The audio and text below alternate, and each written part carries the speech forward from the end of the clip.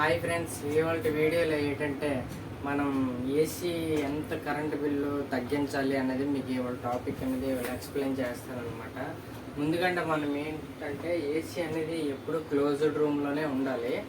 Closed రూమ్లో ఉండడం వల్ల ఏమవుతుందంటే వేరంగా కూలింగ్ అయ్యి రూమ్లోకి హీట్ రాకుండా ఏమవుతుందంటే కూలింగ్ ద్వారా అవతల కంప్రెసర్ అనేది కట్ ఆఫ్ అవుతుంది అనమాట. మనకి రూమ్లో టెంపరేచర్ని బట్టి కంప్రెసర్ అనేది కట్ ఆఫ్ అవుతుంది. మనం ఎంత టెంపరేచర్ 25 టెంపరేచర్ పెడితే 25 టెంపరేచర్ ఎంత వేరంగా వస్తే అంత వేరంగా అనేది కంప్రెసర్ అనేది కట్ ఆఫ్ అవుతుంది. కట్ ఆఫ్ అయ్యిందంటే రూమ్లో కూలింగ్ అనేది వచ్చేసినట్లు లెక్క అనమాట. అలాగే కట్ ఆఫ్ అయినప్పుడు మనకి పవర్ బిల్ అనేది చాలా సేవ్ అవుతుంది ఫ్రెండ్స్. ఎందుకంటే పవర్ బిల్ అనేది సేవ్ అవ్వకపోతే కంటిన్యూ మిషన్ రన్ అయితే ఏమవుతుందంటే దానివల్ల ఎక్కువ కరెంట్ బిల్ అనేది వస్తుంది అనమాట. మనం 25 టెంపరేచర్ పెట్టినప్పుడు జనరల్గా ఆ టెంపరేచర్కి మిషన్ అనేది ఆగిపోవాలన్నమాట. ఆగకపోతే ఇంకేదో ప్రాబ్లం ఉన్నట్లు లెక్క. ఇంకొకటి ఏంటంటే బ్లోయర్ అనేది నీట్గా ఉండాలి ఫ్రెండ్స్. ఎందుకంటే మనకి ఇక్కడ బ్లోయర్ అనేది మనకి గాలి ఫ్లో అనేది బాగా వస్తుందా లేదనేది చెక్ చేసుకోవాలి. ఇలా చెక్ చేసుకోవడం వల్ల ఏమవుతుందంటే రూమ్లో హీట్ కాకుండా కూలింగ్ వస్తుందా లేదనేది మనకి తెలుస్తుంది అనమాట దీనివల్ల. చూడండి, అలాగే మనకి ఇన్నర్లో కాయిల్ అన్నది ఉంటుంది ఫ్రెండ్స్. చూడండి, ఈ ఫిల్టర్స్ అనేవి ఉంది కదా, ఫిల్టర్స్ కూడా చాలా నీట్గా ఉండాలి ఫ్రెండ్స్. ఫిల్టర్స్ అనేవి నీట్గా ఉండడం వల్ల ఏమవుతుందంటే మనకి కూలింగ్ అనేది వేరంగా అవుతుంది. ఫిల్టర్కి ఒకవేళ డస్ట్ గట్ట ఎక్కువగా అడ్డిస్తే దానివల్ల లేట్ కూలింగ్ అనేది అవుతుంది అనమాట. ఫిల్టర్స్ అనే కాదు, ఇక్కడ ఇన్నర్లో కాయిల్ ఉంది కదా, మనకి ఈ కాయిల్స్ కూడా మనకి నీట్గా ఉండాలి ఫ్రెండ్స్. ఎందుకంటే నీట్గా లేకపోతే దీనికి కూడా ఎక్కువ డస్ట్ పడుతుంది అనమాట. ముందుకంటే అయితే ఫిల్టర్స్కి అయితే డస్ట్ అనేది చాలా ఎక్కువ పడుతుంది. దీని నుంచి మళ్ళీ దీంట్లోకి ఎంటర్ అవుతుంది అనమాట. ఇది కూడా నీట్గా ఉంటే ఏమవుతుందంటే మనకి పవర్ బిల్ అనేది చాలా తక్కువ సేవ్ అవుతుంది ఫ్రెండ్స్. చూస్తున్నారు కదా,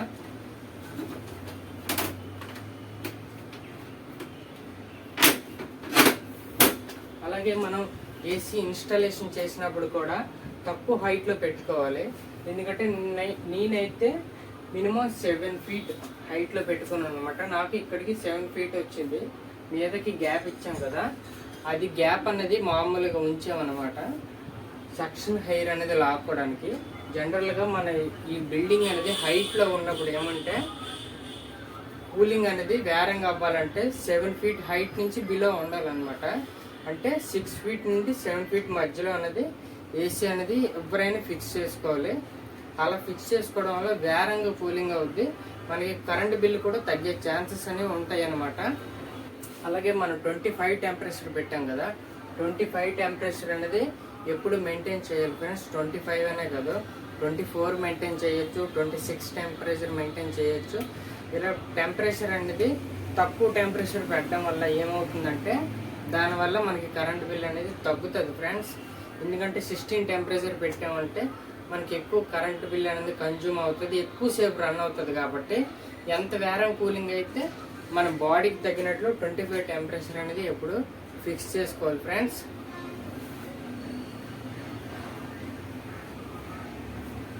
అలాగే స్వింగ్ బ్లేడ్ డైరెక్షన్ అనేది డైరెక్షన్ చూసారు కదా, మనకి డైరెక్షన్ ఫ్లో అనేది హైట్లో ఉంది కదా, మనకి ఎప్పుడు బెడ్కి ఎప్పుడు డౌన్లో ఉండాలి. ఫస్ట్ రూమ్ అనేది కింద కూలింగ్ అవ్వాలి కాబట్టి మనం ఏం చేయాలంటే స్వింగ్ బ్లేడ్ డైరెక్షన్ అనేది కిందకి పెట్టుకోవాలి ఫ్రెండ్స్. ఎందుకంటే కిందకి పెట్టుకోవడం వల్ల ఏమవుతుందంటే వేరంగా కూలింగ్ అనేది రూమ్లో అనేది అది జరుగుతుంది. వేరం కూలింగ్ అవడం వల్ల ఏమవుతుందంటే రూమ్లో కూలింగ్ని మళ్ళీ రిటర్న్ లాగినప్పుడు వెంటనే కంప్రెసర్ అనేది అవతల మిషన్ అనేది ఆఫ్ చేసేస్తుంది. కాబట్టి రూమ్లో అనేది కిందన వేరం కూలింగ్ అవ్వాలి. అందుకే మీకు 7 feet అనేది మిషన్ ఫిక్స్ చేయమని చెప్పాను అనమాట. ఎందుకంటే అంతకు మించి హైట్లో ఫిక్స్ చేస్తే మీకు ఇంకా లేట్గా అంటే ఇంకొంచెం 1 hour ఎక్కువ కూలింగ్ అనేది అయ్యే ఛాన్సెస్ అనేవి ఉంటాయి అన్నమాట. పెట్టడం వల్ల మనకి ఇది ఒక బెనిఫిట్ ఫ్రెండ్స్. ఎందుకంటే యూనిట్ అనేది డౌన్లో ఉండాలి, స్వింగ్ బ్లేడ్ కూడా డౌన్లో ఉండాలన్నమాట. మనకి కిందకే కావాలి కాబట్టి మనం ఎప్పుడు 7 feet 6 feet ఆ రేంజ్లో అనేది ఫిక్స్ చేసుకోవాలి. అలాగే మనం వాడే హార్డ్వేర్ కూడా కొంచెం హెవీగా ఉండాలన్నమాట. దీనివల్ల ఏమవుతుందంటే ఇందులో ఉండే కాయిల్ అనేది అంటే కాపర్ అనేది వీక్ అవ్వకుండా ఉంటుంది ఫ్రెండ్స్. ఇంకోటి ఏంటంటే ఈ హార్డ్వేర్ వాడడం వల్ల ఏంటంటే లో వోల్టేజ్ రాకుండా ఎంత పవర్నైనా పికప్ అనేది చేసుకుంటుంది అనమాట. ఇలాంటి హార్డ్వేర్ అనేది యూజ్ చేయండి. అలాగే ఏంటంటే రూమ్ అనేది ఎప్పుడు క్లోజ్గా ఉంచండి, ఇలాగ ఓపెన్ అనేది ఉంచుకోకూడదు. ఎందుకంటే హీట్ అనేది లాన్ నుండి వస్తుంది కాబట్టి ఎప్పుడు ఇలాంటి క్లోజ్డ్ రూమ్లోనే ఫిక్స్ చేసుకోవాలి. అలాగే రూమ్లో కూడా డస్ట్ పార్టికల్స్ అనేవి ఉండకూడదు. చూసారు కదా డస్ట్ అనేది ఉంది కదా, ఇలా డస్ట్ ఉంటే ఏమవుతుందంటే అది రెగ్యులర్గా రన్ అయినప్పుడు ఏమవుతుందంటే రూమ్లోని డస్ట్ని అది క్యాచ్ చేస్తుంది అనమాట. ఈ మీద నుంచి చూపిస్తాను మీకు.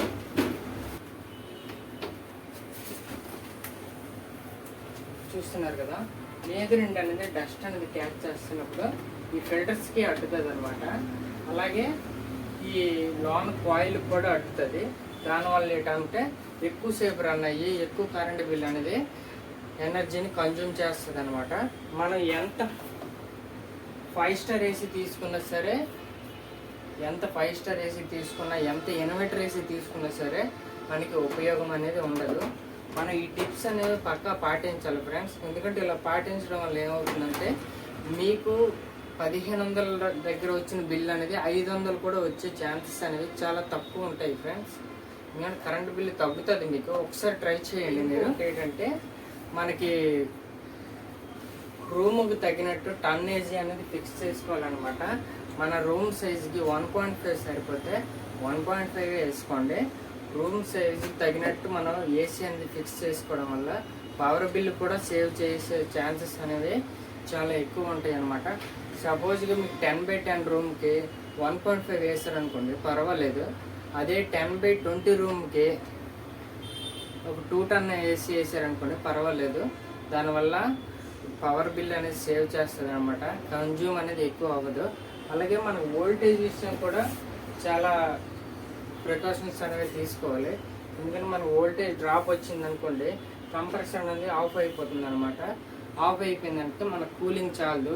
దానివల్ల మనం ఏం చేస్తామంటే టెంపరేచర్ అనేది మారుస్తాం అనమాట.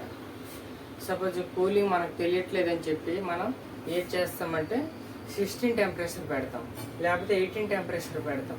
అలా కాకుండా మనం మంచి స్టెబిలైజర్ వేసుకున్నాం అనుకోండి, దానివల్ల ఏమవుతుందంటే పవర్ అనేది దాన్ని ఎక్కువ పికప్ చేసుకొని పికప్ని డబుల్ చేసి పంపిస్తుంది. కాబట్టి దానివల్ల ఏమవుతుందంటే ఎక్కువసేపు రన్ అవుతుంది అనమాట.